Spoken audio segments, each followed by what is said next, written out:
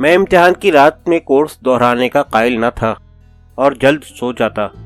یہی اس دن بھی کیا، لیکن جانے کیسے رات میں آنکھ کھل گئی اور بہت دیر تک نیند نہیں آئی. اگرچہ وہ عمر ہاتھی گھوڑے بیچ کے سونے کی تھی، اگلے دن حساب کا پرچہ تھا. شاید آنکھ اسی گھبراہٹ میں کھل گئی ہو. پھر نہ جانے کب نیند آ گئی اور آنکھ کھلی تو سورج کی کرنیں کھڑکی سے کمرے میں داخل ہو رہی تھیں. میں نے کھڑکی سے دیکھا تو کالج کے سامنے کے کمرے میں لڑکے امتحان دے رہے تھے. جھٹ پٹ منہ پر پانی کے چھینٹے مارے، قلم پینسل اور ربر لیا، یاد نہیں کہ کپڑے تبدیل کیے یا نہیں، اور کالج کی طرف بھاگا. ان دنوں قاعدہ یہ تھا کہ امتحان شروع ہونے کے آدھ گھنٹے بعد کسی طالب علم کو امتحان کے کمرے میں داخل نہیں ہونے دیا جاتا تھا. ایک ٹیچر نے میری طرف حیرت سے دیکھا، گھڑی پر نظر ڈالی اور مجھ سے اپنی سیٹ پر بیٹھ جانے کا اشارہ کیا. میری سانسیں اوپر نیچے ہو رہی تھیں. میں نے خدا کا شکر ادا کیا کہ اگر 8-10 منٹ کی اور تاخیر ہو جاتی تو 1 سال کا نقصان ہو جاتا.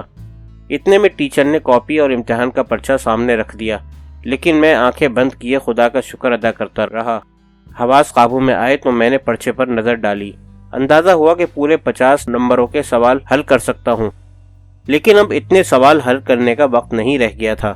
چنانچہ میں نے 80% نمبر کے سوالوں پر نشان لگا لیے اور سوچا کہ امتیازی نمبر تو مل ہی جائیں گے. جوابات سارے ہی طلبہ اپنے اپنے پرچوں پر لکھ لیتے تھے تاکہ بعد میں دوسروں کے جوابوں سے انہیں ملا سکیں. میرے پاس 10 منٹ اب بھی باقی تھے اور اس سوال کا جو چھوٹے چھوٹے حصوں پر مشتمل تھا ایک اور حصہ حل کر سکتا تھا. لیکن میں نے ان سوالات پر جو حل کر چکا تھا نظر ثانی کرنا زیادہ بہتر سمجھا. میرے خیال میں سارے ہی جواب درست تھے. کاپیاں دے کر ہم لوگ باہر نکلے تو سارے ہی طلبہ اپنے جواب مرلی کے اور میرے جوابوں سے ملانے ٹوٹ پڑے. یہاں ایک نہیں 2 گھپلے ہیں.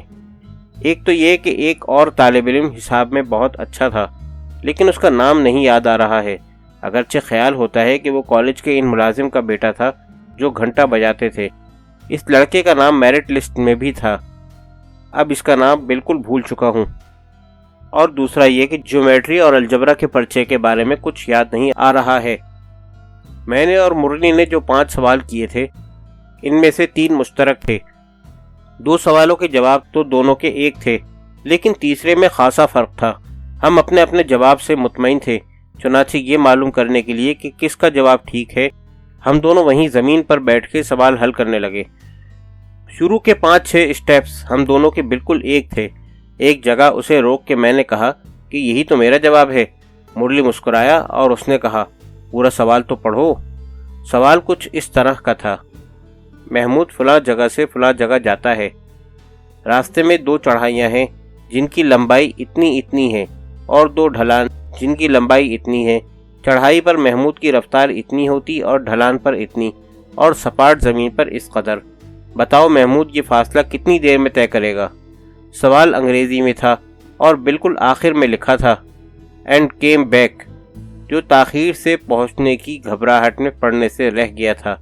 پھر بھی میرا خیال تھا کہ 7 نمبر کے اس سوال میں 3.5 نمبر مل جائیں گے، اور آدھا نمبر چونکہ پورا کر دیا جاتا ہے اس لیے امتیازی نمبر ہو جائیں گے.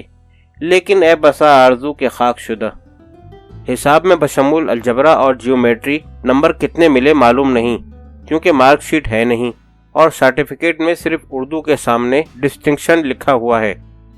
حساب میں 75% سے کم نمبر ملنے پر افسوس ہوا، لیکن فارسی میں امتیازی نمبر نہ ملنے پر سخت حیرت ہوئی. ایک ایک شعر اور پیراگراف کے معنی بالکل ٹھیک لکھے تھے. بعض اشعار کے متوازی یا ملتے جلتے معنی کے اردو شعر بھی لکھے تھے، اور سفر پر مضمون لکھا تھا جو سفر وسیلہ ظفر سے شروع ہوتا تھا. تاریخ اور جغرافیے میں نمبر کم تھے، جس کی وجہ سے 2nd ڈویژن آئی. امتحان کا نتیجہ نکلا تو میں محی الدین پور میں تھا. اعجاز بھائی کا مبارکباد کا تار وہیں ملا تھا. اس دن میں بہت رویا تھا. ابا بے تحاشا یاد آئے تھے. اماں کئی بار بتا چکی تھیں اور مجھے بھی یاد تھا کہ ابا کہتے تھے عابد میاں نے ہائی اسکول کر لیا تو انہیں انگلینڈ بھیج دوں گا، اور اب میں نے یہ کارنامہ کر دکھایا ہے تو اسے دیکھنے کے لیے وہ نہیں ہیں. انگلینڈ جانے کی کوئی للک نہ تھی. میں اس دن ان کی فرینچ کٹ داڑھی اور کھلتے ہوئے گندمی رنگ کے چہرے پر ان کی مخصوص مسکراہٹ کے لیے ترس رہا تھا. سچ پوچھیے تو ابا کے انتقال کے بعد میں کبھی کھل کر نہیں ہنس سکا، شاید کبھی نہیں۔ اس میں کچھ شائبہ خوب یہ تقدیر بھی ہے۔ اورئی میں کلاس اور کالج کے دوستوں کے علاوہ میرے 2 خاص دوست تھے۔ ان سے ادبی دوستی تھی، یعنی ہم لوگ اپنے حساب میں ادب کے متعلق باتیں کیا کرتے۔ ہفتے میں 2-3 شاموں کی یہ ملاقاتیں ریاض رضوی کے یہاں ہوتیں۔ اس کا مکان سرکاری اسپتال کے سامنے سڑک کی دوسری جانب تھا۔ اس کے والد محکمہ نہر میں اتنے بڑے افسر تھے کہ ان کو سرکاری بنگلہ ملا ہوا تھا۔ دوسرے دوست کا نام ابرار احمد تھا۔ دوستی اصل میں ریاض ہی سے تھی۔ ابرار سے ملاقات اسی کے ذریعے ہوئی تھی اور پھر ہم تینوں گہرے دوست بن گئے تھے۔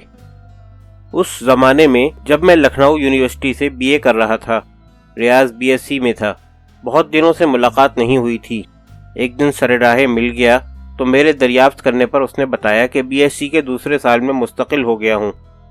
میرے چہرے پر حیرت و استعجاب دیکھ کر اس نے بتایا کہ دوسری بار بھی فیل ہو گیا تھا۔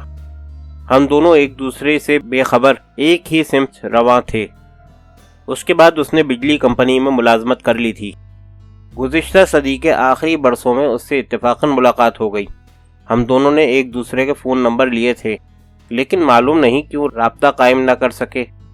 ان دنوں وہ ہمدان محل روڈ پر نہرو کراسنگ کے آس پاس کہیں رہتا تھا۔ ایک دن مجھے اس کی بہت یاد آئی تو میں نے روزنامہ صحافت میں ایک خط چھپوا کر اس کا اتا پتہ معلوم کرنے کی کوشش کی، لیکن کوئی نتیجہ نہ نکلا۔ پھر ایک ادبی نشست میں جو عارف نقوی کے اعزاز میں ہوئی تھی، ایک شناسہ سے معلوم ہوا کہ اب وہ اس دنیا میں نہیں ہے۔ میں نے اس کے گھر کا پتہ بھی نوٹ کر لیا تھا کہ کسی روز جا کے پہلے خود کو متعارف کراؤں گا اور پھر تعزیت۔ لیکن 3-4 سال گزرنے کے باوجود اس کی نوبت اب تک نہ آ سکی۔ دنیا نے کس بری طرح جکڑ رکھا ہے، لعنت ہے اس پر اور مجھ پر بھی۔ اورئی میں قیام کے آخری دنوں میں ایک شام کو کچھ شعر و شاعری ہو رہی تھی اور کچھ اس کی باتیں کہ ابرار نے غالب سے منسوب یہ شعر سنایا: چند تصویر بتاں، چند حسینوں کے خطوط، بعد مرنے کے میرے گھر سے یہ سامان نکلا۔ میں نے کہا یہ شعر غالب کا نہیں ہو سکتا۔ میری اس دعوے پر دونوں کو سخت حیرت تھی۔ میری دلیل یہ تھی کہ چند تصویر بتاں کی ترکیب غلط ہے، یہاں تصاویر بتاں ہونا چاہیے، اور غالب اس قدر قادر الکلام شاعر تھے کہ یہ عیب دور کرنا ان کے لیے کچھ مشکل نہ تھا۔ دونوں نے میری دلیل مان لی تھی، لیکن 30-35 سال بعد حنیف نقوی صاحب سے ذکر آیا تو انہیں یہ تسلیم کرنے کے باوجود کہ یہ شعر غالب کا نہیں ہے، میری دلیل قبول نہ تھی۔ اس شعر سے متعلق ایک اور واقعہ یاد آ رہا ہے۔ ایک دن نصرت پبلشرز میں ایک صاحب تشریف لائے، جانے کہاں سے غالب اور پھر اس شعر کا ذکر نکل آیا، اور میں نے اورئی کے واقعے کا ذکر کیا تو انہوں نے حیرت سے دریافت کیا: یہ شعر غالب کا نہیں ہے؟ میرے خیال میں نہیں۔ تھوڑی دیر بعد انہوں نے دیوان غالب سامنے والی الماری سے اٹھایا، الٹ پلٹ کے دیکھتے رہے، پھر خاموشی سے الماری میں لگا کر چلے گئے۔